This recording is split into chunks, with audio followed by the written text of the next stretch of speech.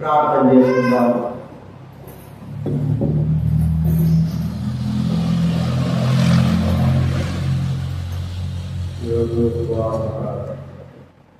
ప్రార్థన చేసుకుందాం. పరలోకమందున్న తండ్రి, నమ్మదగిన నమ్మకమైన మా ప్రభువ యేసు ప్రభువు నామములో కృతజ్ఞతలు తెలుస్తా ఉన్నాం. ఈ యొక్క ఉదయకాల సమయంలో నేను ఆరాధించి గణపతి మహిమపరిచిన మాటల ద్వారా అదే రీతిలో ప్రభావం మా విన్నపములు చెప్పుకోవడానికి ప్రభావ మేము ఆత్మతో సత్యంతో ఆరాధించడమే కాకుండా ప్రార్థించడానికి ఒకటి కూడా సహాయం చేయండి. ప్రభావ మీ ప్రభావం చల్లని బట్టి మీకు కృతజ్ఞతాస్తుతులను చెల్లిస్తారు. దయచేసి మీ సన్నిధిని చిత్తంగా నెరవేర్చున్నాయి. ఇంకా ఎవరైతే ప్రభావ మరి ఈ ప్రార్థన కూడుకున్నారో తెలిసి కూడా రాలేకపోతున్నారు, వారందరితో మీరు మాట్లాడుకోవా, వారు వచ్చి ప్రార్థించడం సహాయించండి. ప్రభావ వాతావరణాన్ని స్వాదించడం స్తోత్రాలు. నా శరీరాన్ని స్వాదించుకోవడం, నన్ను స్వాదించుకోవడం, మీ ఆత్మ చేత అభిషేకించడం వాక్యం ద్వారా మాట్లాడవలసిన అవసరం. జీవమైన యేసుక్రీస్తు వారి నామములో ప్రార్థించి అడిగి వచ్చున్నాము తండ్రి.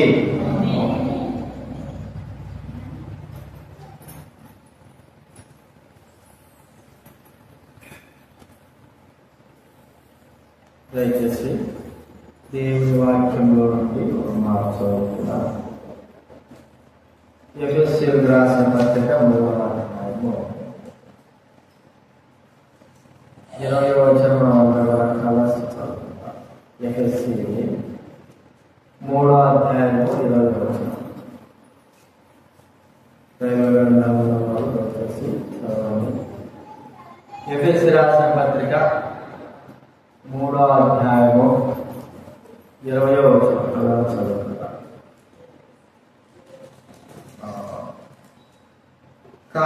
మనలో కార్యసాధకమైన తన శక్తి చొప్పున మనం అడుగు వాటన్నిటి కంటేనో ఊహించు వాటన్నిటి కంటేనో అత్యధికంగా చేయ శక్తి గల దేవునికి క్రీస్తు మూలంగా సంఘంలో తన తనములు సదాకాల మహిమ కలుగును గాక.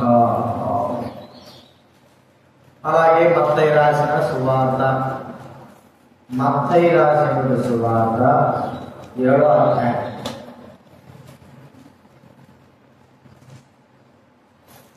13వ వచనం అందరూ రకాలని చదువుకుంటాం. మత్తయి రాసినటువంటి సువార్త 7వ అధ్యాయం 7వ వచనం. 7వ వచనం అందరూ చూద్దాం. 7, 8 వచనం చదువుకుంటారు. మత్తయి రాసిన సువార్త 7వ అధ్యాయము 7వ వచనం. అడుగుడి మీకు ఇవ్వబడును, వెదకుడి మీకు దొరుకును, తక్కుడి మీకు తీయబడును. అడుగు ప్రతివాడును పొందును, వెదకవాడికి దొరుకును, ప్రతివాడికి తీయబడును. ఇక్కడ ప్రభువైన యేసుక్రీస్తు వారు చెప్పినటువంటి మాట నాకు చెప్పబడతారు. అడగండి నీకేమవుతారు, వెతకండి మీకు వస్తారు, తట్టండి మీకు తీయబడతారు. అడగడము, వెతకడము, తట్టడం, ఈ 3 విషయాలు గమనిస్తా ఉంటే అడిగిన ప్రతివాడు కూడా అడిగిన ప్రతి వాడికి ఏమవుతుందట, పొందుతాడట. అందరూ ఎవరైతే వెతుకుతుంటారో, దేని కొరకైతే వెతుకుతారో అది వారికి దొరుకుతుందట. తట్టుడి, ఎవరైతే తడతారో, అనగా గుమ్మం అవతల ఉండి తట్టినటువంటి వ్యక్తికి తీయబడుతుంది కలుపు అన్నట్టు. ఈ 3 విషయాలు మనము ఈ ప్రాంతంలో ప్రవేశించడం వరకు మనము ఈ 3 విషయాలను ధ్యానిస్తాం. అడుగుడి అనే మాట. మనము మన అవసరాలు ఏదైనా ఉంటే పెద్దవాళ్ళు కావాలి, పిల్లలు అనుకోండి, పిల్లలకి ఏదైనా అవసరం ఉందనుకో, పెన్సిల్ ఉందో లేకపోతే పెన్ ఉందో లేకపోతే రూపాయి కావాలనో లేదా ఏదో బిస్కెట్ కావాలనో ఇవన్నీ ఏం చేస్తారు? అడుగుతారు. తండ్రిని అడుగుతారు. అడిగి వాళ్ళు పొందుతారు. పెన్ను కావాలన్నా అడుగుతారు, పొందుతారు. మరి ఇవ్వబడతారు. ఒక బిస్కెట్ కావాలని అడుగుతారు, అది కూడా ఇవ్వబడుతుంది. ఒక చాక్లెట్ కావాలని అడుగుతారు, అది కూడా ఇవ్వబడుతుంది. వయసు పెరిగే కొద్దీ ఏదైనా ఎవరి దగ్గర వచ్చినప్పుడు ఎవరికైనా బైక్ అడిగితే బైక్ ఇవ్వబడుతుంది, సెల్ ఫోన్ అడిగితే సెల్ ఫోన్ ఇవ్వబడుతుంది. ఏదైనా సరే అడిగినటువంటి వారు ఏం చేస్తారు? పొందుతారు. మరి దేవుడు అంటున్నాడు అడగండి మీకేమవుతుంది? ఇవ్వబడుతుంది కదా. మీకు ఎవరైతే అడిగితే ఏం అడగాల? చాలాసార్లు బైబిల్ గ్రంథంలో కొంతమంది అడిగారు. అడిగినప్పుడు ఆ అడిగింది వారు పొందారు. వారు పొందినారు. ఏమైతే అడిగినారో, దేని కొరకైతే అడిగారో వారు పొందినారు. వారు అడిగింది దేవుడు వారికి అనుగ్రహించినాడు. బైబిల్ గ్రంథంలో మనకు తెలిసినటువంటి ఒక వ్యక్తి గురించి మనం చూస్తే చూడండి, మొదటి రాజుల గ్రంథం 3వ అధ్యాయం.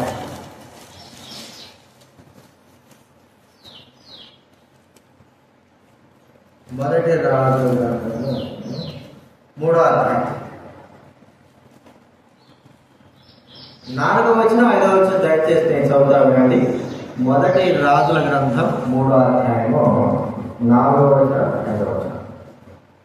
గిబియోను ముఖ్యమైన ఉన్నత స్థలమై ఉండెను కనుక బలులు నడిపించుటకే రాజు అక్కడికి పోయి ఆ బలిపీఠం మీద 1000 దహన బలులను అర్పించెను. 5వ వచనం. గిబియోనులో యెహోవా రాత్రి వేళ స్వప్నమందు సొలొమోనునకు ప్రత్యక్షమై, నేను నీకు దేని ఇచ్చుట నీకు ఇష్టమో దాని నడుగుమని దేవుడు అతనితో సెలవీయగా. ఇక్కడ సొలొమోను భక్తుడు, సొలొమోను రాజు గురించి మనకి ఇక్కడ వాక్యంలో రాయాడు. సొలొమోను రాజు అయిన తర్వాత మరి తాను గిబియోను అంటే దేవుడి సన్నిధిలోకి వెళ్ళి 1000 దహన బలులు అర్పించాడు. అర్పించిన తర్వాత ఇంటికి వెళ్ళి తాను నిద్రపోతా ఉంటే స్వప్నంలో కలలో దేవుడు కాబట్టి ప్రత్యక్షమై ఎవరు చెప్పాడు? నీకు ఏం కావాలా కదా, నేను దేని ఇస్తే నీకు ఇష్టమో దాన్ని అడుగు నేను ఇస్తాను అని. నేను దేన్ని ఇవ్వడమో నీకు ఇష్టమో దాన్ని నువ్వు అడుగు నేను ఇస్తాను. మరి మనకైతే మనం ఏం కోరుకుంటాం చెప్పండి? దేవుడే ప్రత్యక్షమై నీకేం కావాలి అంటే ఏం కోరుకుంటాం? తప్ప ఏం కోరుకుంటాము? మంచి ఇల్లు కావాలి ప్రభా, వ్యవస్థలు అయితే మంచి ఉద్యోగాలు, గవర్నమెంట్ జాబ్, ₹1,00,000 జాబ్ కావాలి ప్రభా.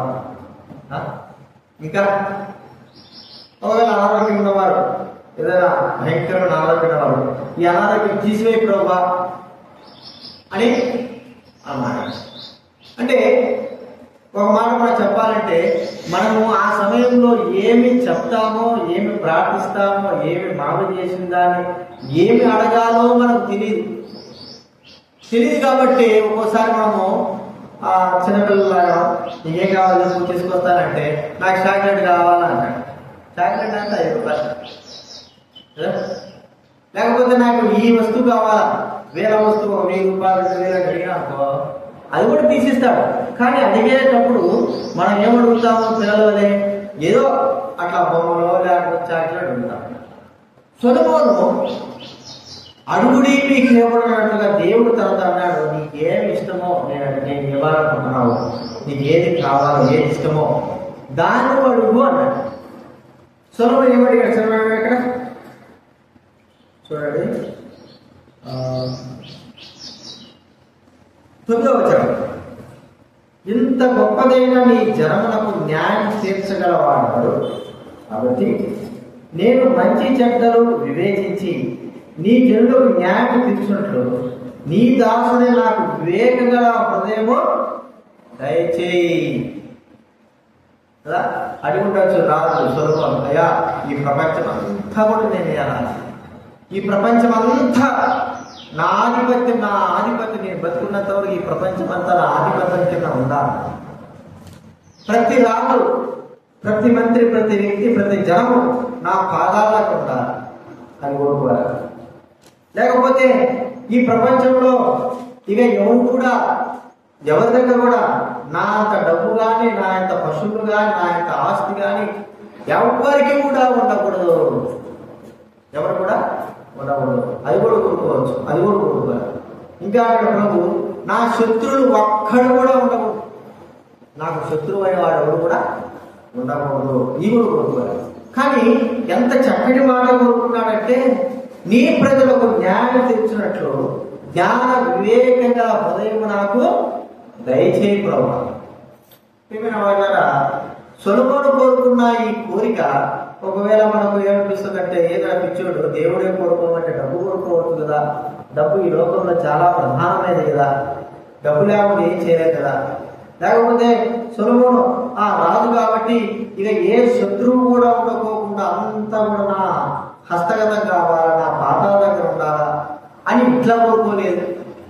మరి ఇంకా అలా కాకపోతే ఈ ప్రపంచమంతా కూడా నా ఆధిపత్యం కిందనే నడవాలని కోరుకోలేదు. కానీ జ్ఞాన వివేకము గల హృదయము నాకు కావాలని అంటున్నాడు, దయచేయి.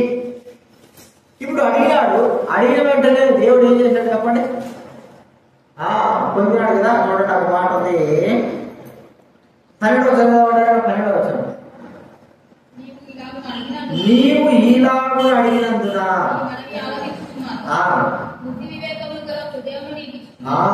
బుద్ధి వివేకము హృదయం నీకు ఇస్తున్నాను. పూర్వీకులలో నీ వంటి వాడు ఎవడనూ లేడు, ఇక మీదట నీ వంటి వాడు ఎవడను ఉండడు. ప్రియమైన వారు కదా, సొలొమోను దేవుడే సొలొమోను అడగమంటే ఎంత చక్కటి మాట అడిగాడంటే, నాకు బుద్ధి దయచేయి ప్రభువా. ఎవరికైనాను జ్ఞానం పొదువుగా ఉన్నాయి కదా, వాడు దేవుని అడగా. చూడండి, యాకోబు రాసిన పత్రిక 1వ అధ్యాయం. యాకోబు రాసినటువంటి పత్రిక 1వ అధ్యాయం 5వ వచనం దయచేసి చదవగలను. మీలో ఎవరికైనాను జ్ఞానము పొదువుగా ఉన్న ఎడల అతడు దేవుని అడగవలను, అప్పుడది అతనికి ఏం చేస్తుందంట? అనుగ్రహింపబడుతుంది. ఎందుకు జ్ఞానం ఎందుకు కావాలా? వాళ్ళ జ్ఞానమును దేవుడే కోరుకో, జ్ఞానం కోరుకో అని ప్రభువు సామెతల గ్రంథంలో చెప్తున్నాడు. జ్ఞానము మనకు ఎంతో అవసరమై ఉన్నది. ఈ దినాల్లో జ్ఞానం అంటే మా జ్ఞానం లేదా, తెలివి లేదా అంటారు. జ్ఞానము అనేటువంటి మాట ఏంటంటే, మనము సరైనటువంటి రాజమార్గంలో నడవడానికి కొరకై మనల్ని ఏం చేస్తుంది? ఈ జ్ఞానము నడిపిస్తుంది. మూర్ఖులుగా కాకోకుండా చేస్తుంది.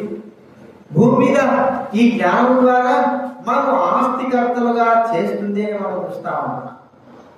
ఈ జ్ఞానం ఏం చేస్తుందంటే నీతి మార్గములలో మనల్ని నడిపిస్తుంది. ఏ జ్ఞానం ఇది? భూలోక సంబంధమైన జ్ఞానం కాదు, పరలోక సంబంధమైన జ్ఞానం. చూడండి, భూలోక సంబంధమైన జ్ఞానం ఎంతో మంది ఉన్నారు. అయితే పరలోక సంబంధమైన జ్ఞానానికి మనం అడగవలసిన వారంగా ఉన్నది. యాకోబు రాసిన పత్రిక 3వ అధ్యాయంలో ఉన్నది. యాకోబు రాసిన పత్రిక 3వ అధ్యాయం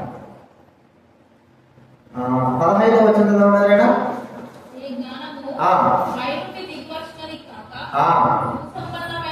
భూ సంబంధమైనది, ప్రకృతి సంబంధమైనది ఉన్నది. ఎలాగా వివాదం ఎక్కడ ఉంటుందో అక్కడ అల్లరి, ప్రతి నీచ కార్యం ఉంటుందో.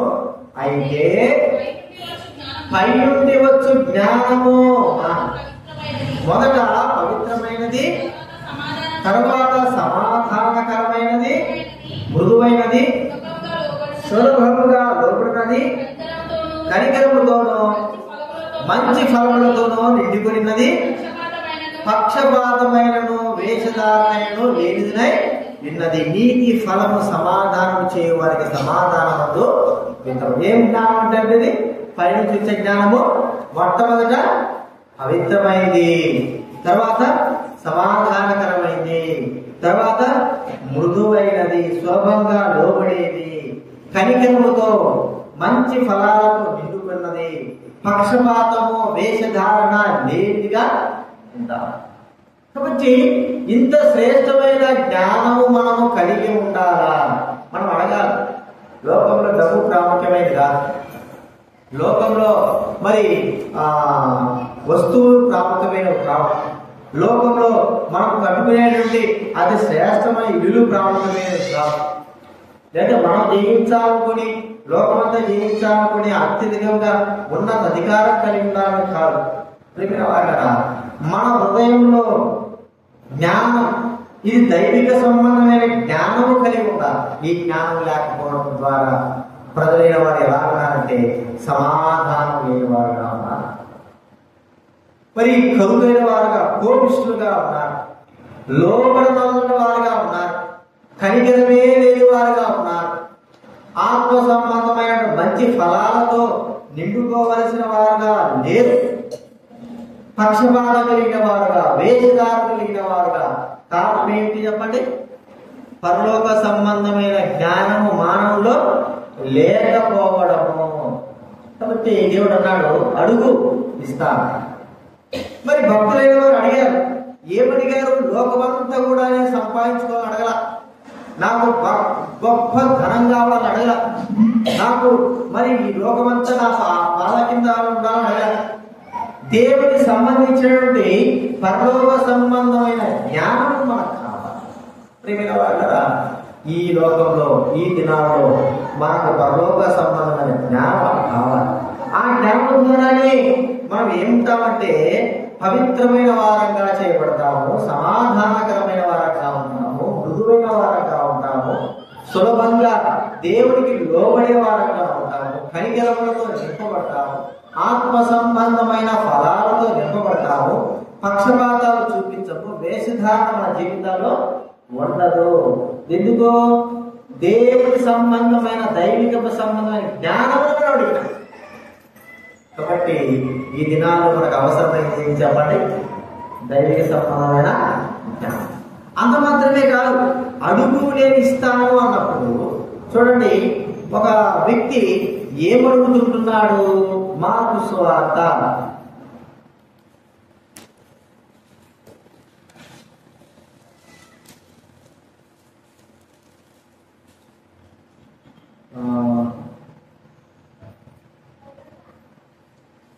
పదవ అధ్యాయం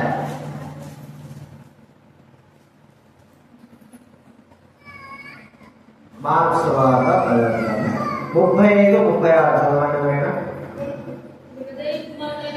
జబదేయి కుమారులైన యాకోబును యోహానును బోధకుడా, చాలా అడిగా కాకుండా మత్తయి సువార్త 20వ అధ్యాయం, మత్తయి సువార్త 20వ అధ్యాయం చూడండి, 20వ అధ్యాయం.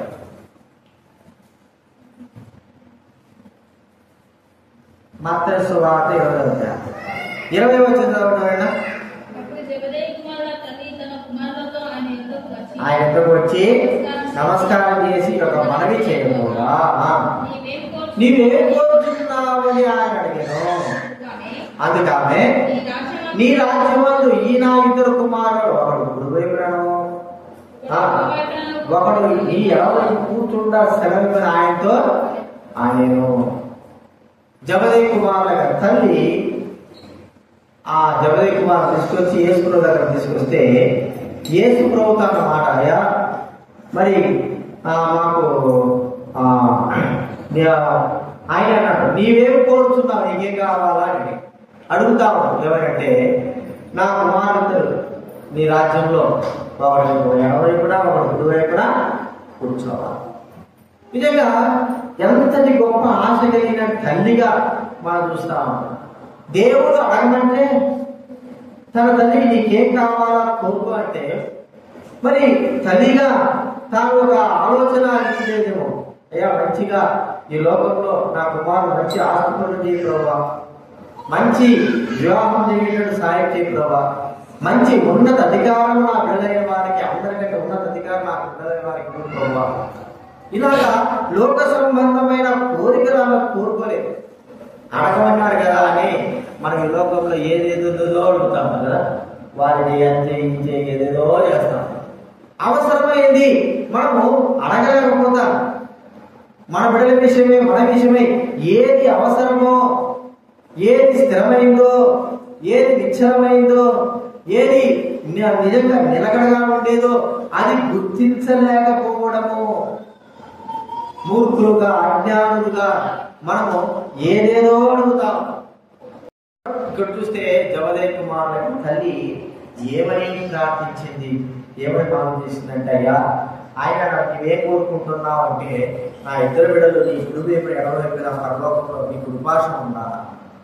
ఎంత గొప్ప ఆలోచన కలిగిందిగా చూస్తా ఉంటాం. తన బిడ్డల విషయమై అంత శ్రద్ధ కలిగిందిగా చూస్తా. ఈ లోక సంబంధమైన వాటిపై తన బిడ్డలు మరి ఉన్నత స్థానంలో ఉండాలి. చూడండి, మన పిల్లల విషయంలో మనం ఏం ఆలోచిస్తామంటే, పెద్ద అయిన తర్వాత వాళ్ళు మంచి డాక్టరో, ఇంజనీరో, లేకపోతే కలెక్టరో, ఇంకా ఇంకా ఇంకా పెద్ద పెద్ద ఉన్నత స్థానంలో ఉండాలా, అందరికంటే మనకి ఉన్నత స్థానంలో ఉండాలా, లేకపోతే అందరికీ అధికారం పైన ఉండాలనే ఆలోచన కలిగి ఉంటారు. ఈ జబదయి కుమారుల తల్లి యేసు ప్రభువారిని నీవేం కావాలి కోరుకుంటున్నావు అంటే, ఆమె అడిగేటువంటి మాట, పరలోకంలో నీ కుడివైపు ఎడవైపు నా ఇద్దరు కుమారులు ఉండాలి ప్రభు. ఇలాంటి ఆశ, ఇలాంటి విషయాలను మనం అడగవలసిన వాళ్ళని ఉన్నాం. ఏది ప్రాముఖ్యమైందో గుర్తించలేకపోవడం మన యొక్క అవివేకము. గుర్తించుకుందాం. మనం చూస్తా ఉంటే సొలొమోను భక్తుడు దేవుడే ప్రత్యక్షమై అడుగు అంటే అడిగాడు. మరి తాను అడిగేది మనమంటే మన లోపలికి ఆలోచిస్తే శత్రువుల ప్రాణాలు అడగచ్చు, మరి అత్యధికమైన ఐశ్వర్యం అడగచ్చు, లేకపోతే ఈ ప్రపంచమంతటా కూడా నేను మాత్రమే ఎలాగా, నేను తప్ప ఏలాగా ఉండవద్దని అడగచ్చు. ఇవన్నీ మనం అడగలేదు. ఆ సొలొమోను అడిగిన మాట, నీ ప్రజలైన వారికి మరి న్యాయం తీర్చాలా, నాకు కొలవైంది ఉంది, అదేంటంటే జ్ఞానం లేదు ప్రభా, నాకు జ్ఞాన వివేక గల హృదయం నాకు దయచేయి. ఈ జ్ఞానం ఏం చేస్తుంది తనంటే, మన చదువుకున్న పైన నుంచే జ్ఞానం కాబట్టి ఆత్మ సంబంధంగా కనిగిరంతో, మృదుత్వంతో, ఆ నీటి ఫలాలతో నిండుకునేదిగా ఉంటుంది. ఐశ్వర్యంతో, జీవముతో, ఇంకా ఎన్నెన్నో మాటలు ఉన్నాయి. వాటన్నిటినీ ఈ ఒక్క జ్ఞానమే దయచేయగలరు. కాబట్టి అదే నాకు దయచేయి. మరి జబదయి కుమారుల తల్లి కూడా తన బిడ్డల విషయమై ఆమె అత్యున్నతమైన ఆలోచన ఏమిటంటే, ప్రభువైన యేసు క్రీస్తు వారితో పాటు మరి నా బిడ్డలు ఉండాలా, సదాకాలం ఉండాలా, ఆయనతో పాటి, ఆయన దగ్గర, ఆయన పక్కన ఉండాలా. అంటే నిత్యత్వ సంబంధమైన దానిపైన దృష్టి ఉంచిన స్త్రీగా మనం చూస్తా ఉన్నాం. అది ఎప్పుడు కూడా తీసివేయలేనటువంటి స్థితి. ఆమె యొక్క హృదయం యొక్క ఆలోచన అంతా కూడా అదే. ఇంకా ఎంతో మంది దేవుణ్ణి అడిగారు.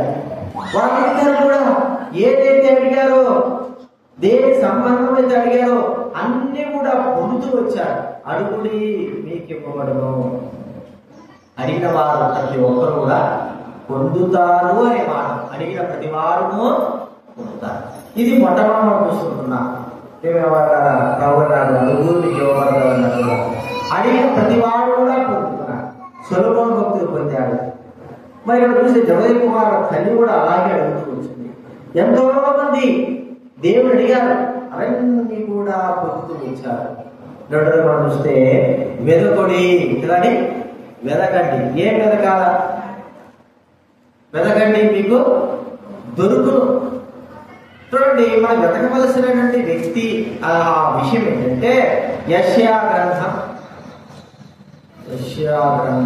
55వ అధ్యాయం 6వ వచనం. యెషయా గ్రంథం 55వ అధ్యాయం 6వ వచనం.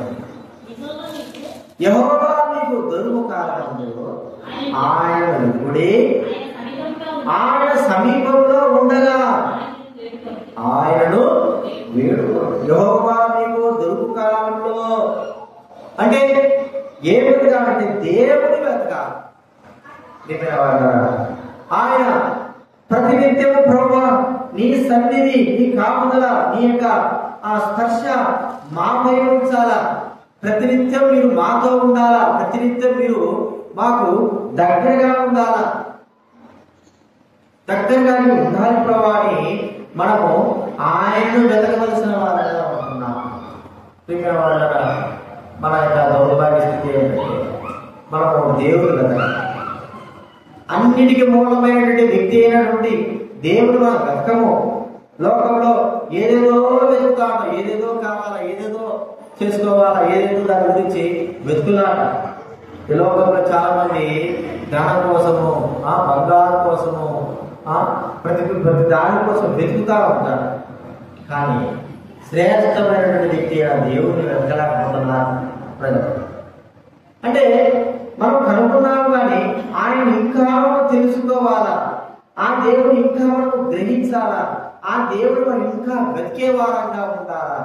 దేవుని యొక్క మాట మనం చూస్తే ప్రభున్నాడు చూడండి 119వ కీర్తన 119వ కీర్తన 18వ వచనం. నేను నీ ధర్మశాస్త్రమునందు ఆశ్చర్యకరమైన సంగతులను చూచున్నట్లు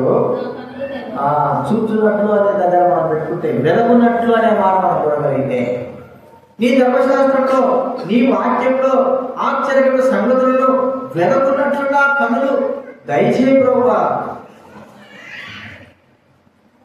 ఆశ్చర్యకరమైన సంగతి దేవుడు తన గురించి తనను ఇంకా తెలుసుకోవడానికి గురించి ఈ దైవవాక్యం మనకు అనుగ్రహించిన మన ప్రార్థన. లోకంలో అన్నీ తెలుసుకుంటాం కదండి, లోకంలో అన్నీ తెలుసుకుంటాం. ఎప్పుడు పుట్టినాడు, రాజకీయం ఏమిటి, కోర్టు సెక్షన్లు ఏమిటి, లేకపోతే అదేమిటి ఇదేమిటి, ఎప్పటి నుంచి ఏ నాయకుడు ఉన్నాడు, ఏ జరుగుతాడు లోకంలో అన్నీ వెతుకుతాం.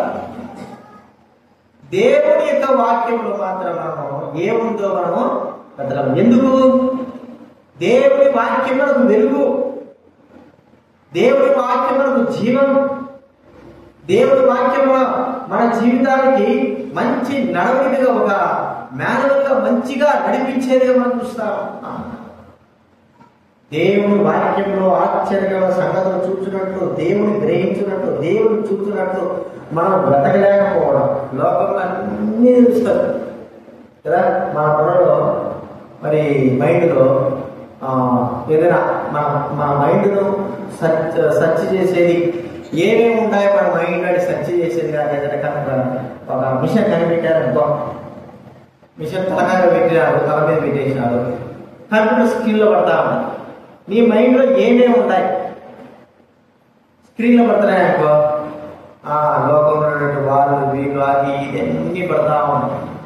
స్క్రీన్ వస్తా ఉంటుంది, అన్నీ కనబడుతున్నాయి, స్కానింగ్ అవుతా ఉంది, ఏమేమి ఉన్నా బయటకు వస్తున్నాయి. మరి అసలేది బయటికి రావడం లే, ఏది రావడం లేదు చెప్పండి. దేవుని వాక్యములో ఎంత ఉందనేది ఆ మాట బయటికి అది కానీ కనిపెడితే మానవుడు ఉండలేదు కదా. మనసులో ఉండే మాట కనిపెడితే అది కనిపెడితే ఏ మానవుడు అవ్వలేదు. అన్నీ ఉన్నాయి, 99% లోకంలో అన్నీ కూడా కనబడతా ఉన్నాయి, అన్ని ముద్రింపబడ్డాయి. ఎప్పుడో 50 సంవత్సరాలు లేకపోతే 30 సంవత్సరాలు 20 సంవత్సరాలు కూడా అలాగే ఉన్నాయి. కానీ ఎప్పుడు బైబిల్ పట్టుకునే దైవవాక్యం యొక్క మాటలు ఎంత చూసినా కూడా కనబడలేకపోవడం. ఎక్కడో ఒకటో రెండో అన్ని ఇవే కనబడతాయి. దేవుని వాక్యం ఒకటో రెండో అంటే ఏం కనబడతాయి చెప్పండి? ఏ కనబడదు. అంటే వెతుకులాట మన మైండ్, మన తలపులలో మనం దేని వెతుకుతున్నామో ఒకసారి గుర్తించుకోవాలి. అందుకే ప్రభు అన్నాడు, మన యొక్క తలుపులు గ్రహించి, మన జీవితాన్ని గ్రహించి, మనం ఏం వెతుకుతున్నామో, ఏమి కావాలని కోరుకుంటున్నామో అని తెలిసే మత్తయి సువార్త 6వ అధ్యాయం చూడండి. మనకు తెలిసిన మాట మత్తయి సువార్త 6వ అధ్యాయం.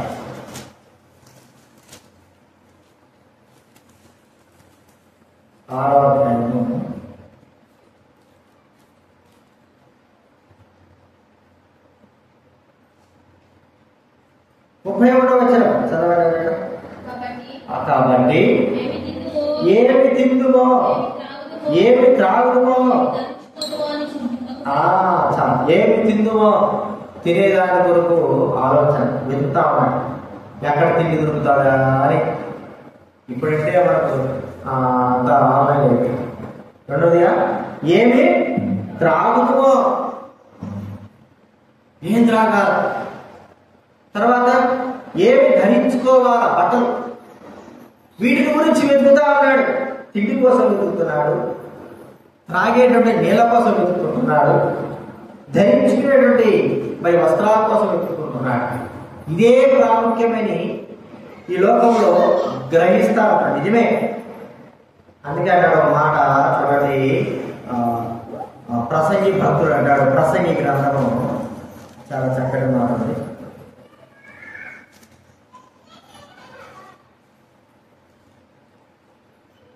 5వ అధ్యాయం 18వ వచనం కదా. ప్రసంగి 5:18. కోరదగిన గాను ఎదరగా దేవుడు తనకు నియమించిన ఆయుష్కాల దినములన్నీ ఒకడు అన్నపానాలను పుచ్చుకొనుచు తన కష్టార్జితమంతటి వలన క్షేమముగా బ్రతుకుచుండుటే. అదే మనకంటే ఏంటంటే అంటే అన్నం తినడం, అన్నపానాలు, ఏ భాగ్యం. ఇదే మీద దృష్టించాం. మంచిగా అన్నం ఉంటే చాలు, నీళ్ళు ఉంటే చాలు, కడుపులో పడబడితే చాలు, అందరినీ ఇంకేం కూడా అవసరము లేదు అన్నట్లుగా మానవుడు ప్రవర్తిస్తా ఉన్నాడు. అయితే ప్రభువు ఈ మానవిక విషయాలు గుర్తించి ఆయన చెప్పిన మాట ఏమిటి అంటే, అదే మత్తయి సువార్త 6:33 దైవ బిడ్డల మీద మనతో మాట్లాడుతాడు. దేని వెతకండి ముఖ్యంగా అని అంటే, మీరు అన్నాల కోసము, లేకపోతే నీళ్ళ కోసము, లేకపోతే బట్టల కోసము, లేకపోతే ధనం కోసము, ఇంటి కోసము, వాటి కోసం, ఇంటి కోసం మీ వెతుకులాడవద్దు. దేని దైవ అవసరమైంది ప్రాముఖ్యమైన చెప్తాడు. చూడండి 32 చదవండి. మత్తయి సువార్త 6:32. మత్తయి సువార్త 6వ అధ్యాయం. ఇవన్నీ మీకు కావాలని మీ పరలోకపు తండ్రికి తెలియను, కాబట్టి మీరు ఆయన రాజ్యమును నీతిని మొదట వెతుకుడు. ఏం చేయాలంటే, ఏది అవసరము? ఆయన రాజ్యము, అది ముఖ్యం అవసరం. ఈ భూలోకంలో తిండి కోసము, నీళ్ళ కోసము, బట్టల కోసము వెతుకులాటగా మానవుడు కొనసాగుతుంటున్నాడు. ఈ ఊరు కాబట్టి ఇంకోటి కదా వలస వెళ్ళిపోతా ఉంటారు. వలసలు బంగ్లాదేశ్ వాళ్ళందరూ కూడా వలస వచ్చేస్తున్నారు భారతదేశాన్ని. అక్కడ పరిస్థితులు తిండి దొరకడం లేదు, చావు కేకలు. అటువైపు చూస్తే ఇరాక్ అక్కడ కూడా వేరే వేరే దేశాల ప్రాంతాలకు వెళ్ళిపోతున్నారు. ఏమీ లేవు. వారికి అవసరం దాని కూడా వెతుక్కుంటూ వెళ్తా ఉన్నారు. ప్రేమిన వార్త దైవుడ లేని వారికి దేవుడు చెప్తున్న మాట ఏంటంటే, మీరు ఆయన రాజ్యాన్ని, నీతిని మొదట వెతకండి. రాజ్యము నీతి. అందుకే అపోస్తలుడైన పౌలు కూడా చెప్తున్న మాట మనకు తెలుసు. కొలస్సీ రాసిన పత్రిక 3వ అధ్యాయం. కొలస్సీ రాసిన పత్రిక 3వ అధ్యాయము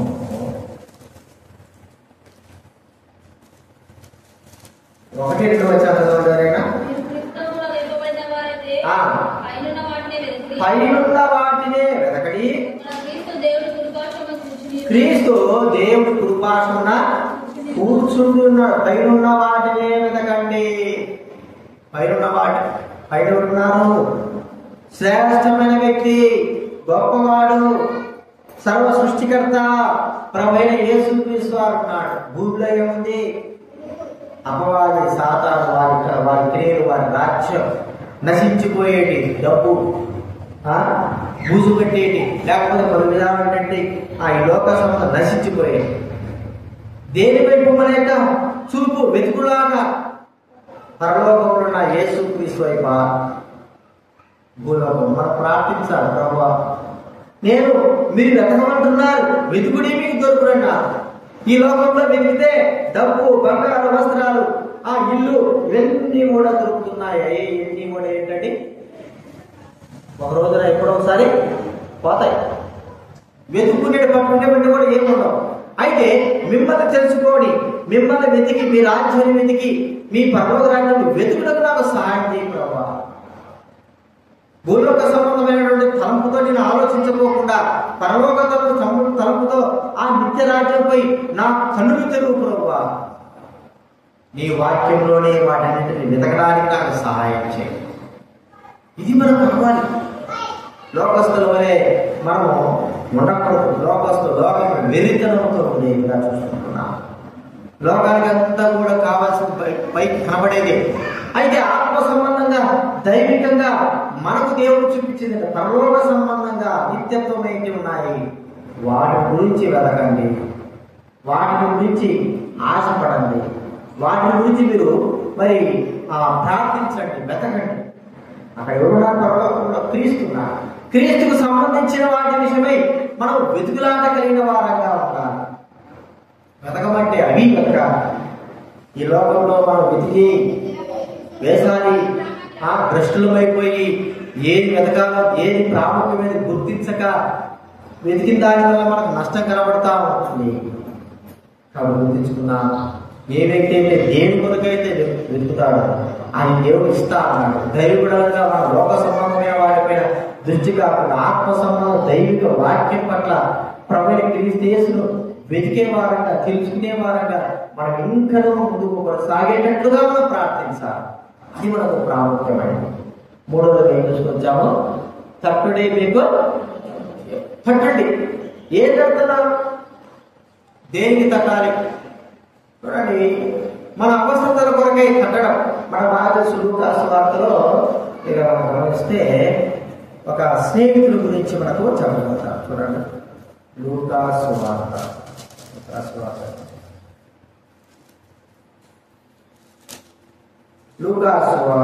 11వ అధ్యాయం 5వ వచనం చదవాలి.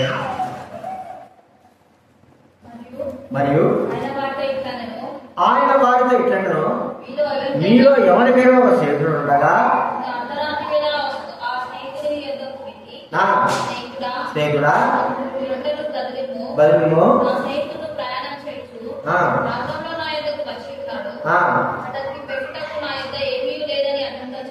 చెప్పినాడా?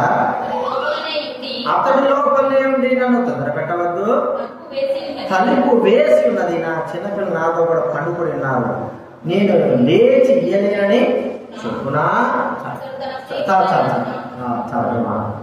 తలుపు వేసి ఉన్నది. స్నేహితుడు దగ్గరికి ఇంకో స్నేహితుడు వచ్చాడు. వచ్చి, స్నేహితుడా తలుపుది, మరి నా స్నేహితుడు ఇంకో స్నేహితుడు వచ్చినాడు, దగ్గర ఏమన్నా రొట్టెలు ఉన్నాయా, 3 రొట్టెలు బదిలీ అన్నాడు. తలుపు పెడుతున్నాడు. లోపలే ఉన్నాడు ఇంకో స్నేహితుడు. తన స్నేహితుడు లోపల నుంచే మాట్లాడుతున్నాడు. ఏమని మాట్లాడాడు? అవునా మాట అనేది ఇయ్యలేని చెప్పునా. అతను తన స్నేహితుడు లేచి ఇయ్యకపోయినాను. స్నేహితుడు అయితే ఏం చేస్తాడు చెప్పండి? పెడతాడే పోరా ఊరికే వచ్చి సోది పెడతాడు కదా. అంటే ఫ్రీగా మాట్లాడు, గమ్ముడు నువ్వు మాట్లాడి గట్టిగా పో అంటావు కదా. గట్టిగా వాడు ఇంకెత్తు ఉంటాడు, నా కోపం వచ్చింది నీకు ఉంది అంటాడు, ఏదో మాట్లాడు. కానీ అక్కడ వల్ల ఈ స్నేహితుడు ఏం చేశాడు? తన స్నేహితుడు అడిగాడని మరి తన పిల్లలు నిద్రపోతుందని తెలిసి కూడా ఆ సమయంలో మరి మరో స్నేహితుడు తలుపు జరుగుతా ఉన్నాడు. అది శబ్దం, ఆ శబ్దం ద్వారా చిన్నపిల్లలు లేస్తారు. అది నిద్రకు భంగకారంగా ఉంది. వెంటనే స్నేహితుడు లేచి వచ్చి తలుపు తీసి, ఏం కావాలి చెప్పాడు? ఊరికి నన్ను నష్టపెట్టాను, ఏం కాదు, రొట్టెలు నా తీసుకోబా, 3 కావాలి 5 తీసుకోబా అని ఇచ్చేస్తాడు. ఏంటి? తలుపు కొడుతున్నాడు, తలుపు తడుతున్నాడు.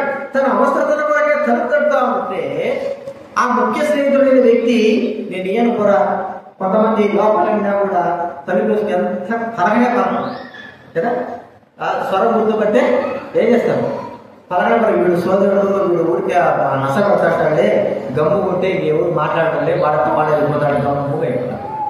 కానీ ఈ స్నేహితుడు తలుపు తీసినాడు, సాటి స్నేహితుడికి వాడు అవసరం గుర్తించినాడు. తట్టిన వెంటనే తలుపు తీసి ఏ సమయంలో అని చెప్పండి, ఏ సమయంలో? అర్ధరాత్రి, ఏదో 10 గంటలకు 9 గంటలకు కాదు, అర్ధరాత్రి, మధ్యాహ్నం రాత్రి 12 గంటలకు లేదా 1 గంటలకు 2 గంటలకు 12 గంటలకు ఆ సమయంలో వచ్చాడు.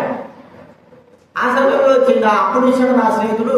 ఏమంటే 2 గంటలు ఇప్పుడు రావడం వచ్చేది సమయం అంటారా? కొంతమందికి 10 గంటలు దాటి ఫోన్ చేస్తే పాపం